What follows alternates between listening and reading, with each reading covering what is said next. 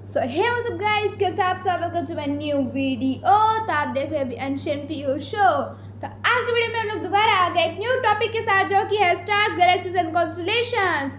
जैसे कि आपको पता है कि कल हमने द यूनिवर्स के बारे में पढ़ा था। ठीक है, यूनिवर्स के बारे में हमने बताया था कि हमारा जो यूनिवर्स है वो किस गैलेक्सी को बिलोंग्स करता है। बिग बैंग थ्योरी के बारे में पढ़ा था। ठीक है, और आज हम लोग पढ़ेंगे stars, galaxies, constellations. So let's start the topic. We know that the stars are the burning of hot gases. They burn and emit their own heat and light. Since we are millions of miles away from them, we are able to see their light but not feel the heat. हमें जैसे पता है जो stars होते हैं वो burning of hot gases होते हैं, मतलब कि आग के बॉल्स होते हैं, उसे burning of gases, hot gases इसको बोलते हैं। ठीक है, और वो खुद जलते हैं और अपने लाइट खुद प्रोड्यूस करते हैं। और हम लोग जो जैसे कि हमें पता है जो स्टार्स हम लोग से बहुत दूर है। ठीक है, हम उनके लाइट को देख सकते हैं लेकिन फील नहीं कर सकते। Stars twinkle at the night, वो जो है तारे जो होते थमथमाते हैं रात में। ठीक है, stars also move in space although they appear to remain fixed in their positions. Stars जो होते हैं स्पेस में मूव करते हैं लेकिन हमें ऐसा लगता है कि बस एक जगह खड़े हैं। ठीक है, they have their own gravity. उनके पास जो स्टार्स होते हैं उनके पास खुद की एक ग्रेविटी होती है। The stars are very far away from therefore they appear like a tiny specks in the sky. ठीक है, जो स्टार्स होता है वो हमारे अर्थ से बहुत ही दूर है, इतना दूर है, इतना दूर है, इतना दूर है, इतू से दिखाई देता है इसके साथ। द सन इज़ अ युग स्टार। वी नो दैट जो सन है वो युग स्टार है। ठीक है, it is the closest to the it is the closest star to the earth. ये जो अर्थ का सबसे क्लोजेस्ट स्टार जो है वो सन ही है। क्या है? तो सन है वो। Okay, and the sun is about 150 kilometres from the earth. जो सन है वो हमारा 150 किलोमीटर बस अर्थ से दूर है। ठीक है, Proxima Centauri is the next nearest star to the earth after the sun. जो प्रॉक्सिमा सेंचुरी है वो सन के बाद अर्थ का सेकेंड नियरेस्ट स्टार है। The brightest star in the northern sky is the pole star. It is also known as the north star और Polaris. और जो ब्राइटेस्ट स्टार है नॉर्थ स्काई का वो पोल स्टार है, जिसको हम लोग नॉर्थ स्टार और पोलरिस के नाम से भी जानते हैं। It's appear to remain in the same position in the sky and it is almost directly above the north pole. In ancient time during the night sailors and travelers used to locate the northern direction with the help of the north star. देखो, ये जो stars होता है हमारा north pole वाला जो star है वो कहाँ पे रहता है? तो नॉर्थ में रहता है। ठीक है, और नॉर्थ में ये जो स्टार्स है अपने अपने फिक्स्ड पोजीशन पे रहता है। ठीक है, नॉर्थ में मतलब एकदम फिक्स्ड पोजीशन में नहीं, नॉर्थ में ही रहेगा, नॉर्थ में ही घूमेगा, या साउथ में नहीं जाएगा, ईस्ट में नहीं जाएगा, वेस्ट में नहीं जाएगा, नॉर्थ में रहेगा, नॉर्थ में ही घूमेगा। ओके, और जो एंशिएंट टाइम मतलब पहले के ज़माने में जब यहाँ पे कंपास नहीं होते थे या फिर फ़ोन्स नहीं होते थे, तब जो ट्रैवलर्स थे, ठीक है, सेलर्स जो थे वो नॉर्थ पोल के स्टार से ही अंदाज़ा लगाते थे कि हाँ इस और ये रास्ते जा रहा है, इस और ये रास्ते से। मे बी नॉर्थ स्टार को हम लोग हिंदी में वो बोलते हैं ध्रुव तारा।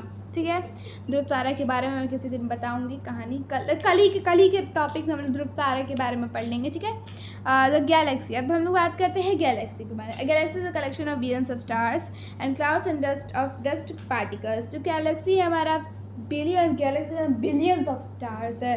ठीक है, और वो डस्ट पार्टिकल होते हैं। थोड़ा सा मेरे लिए भी इमली है गाइस, इमली तो डस्ट पार्टिकल्स है। ठीक है, the universe is made of billions of such as galaxy. जो यूनिवर्स है बिलियंस ऑफ गैलेक्सीज से बना हुआ है। Galaxy can be spiral, elliptical और irregular in space in shape.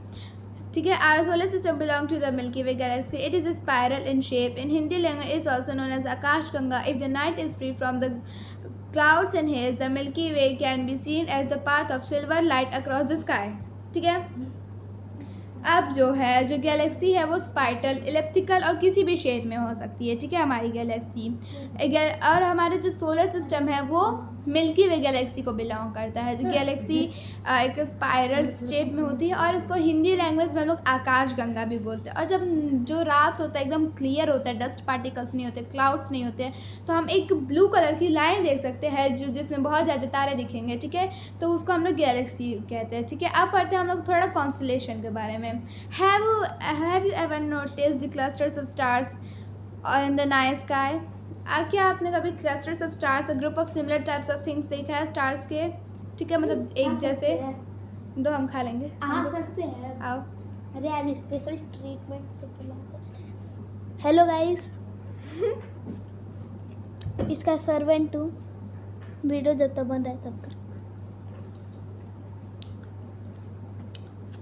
खत्म हो गया है तो आपको ही खिला देती। तो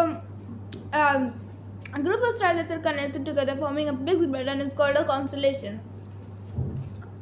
जो ग्रुप ऑफ स्टार्स होते हैं, मतलब जो स्टार्स के ग्रुप होते हैं, वो एक साथ के कोई पैटर्न बनाते हैं तो उसको हम लोग कॉन्स्टेलेशन बोलते हैं। ठीक है। Ancient astronomers used to join the star with the imaginary line forming different shapes and give them interesting names.